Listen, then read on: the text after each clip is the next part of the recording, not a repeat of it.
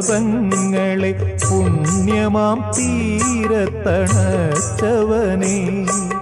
വിറകിൽ ചിതഗ്നിയായി കാട്ടിലലഞ്ഞപ്പോൾ വിധിയോടൊളിച്ചു കളിച്ചവനേ, എന്റെ ദൈവം ഭവാൻ എന്റെ ദൈവം, ഒരു പിടിയവിലുമായി ജന്മങ്ങൾ താണ്ടി ഞാൻ വരികയായി ദ്വാരക തേടി,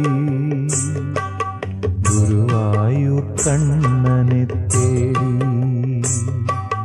ഗുരുവായൂർ കണ്ണനെ തേടി.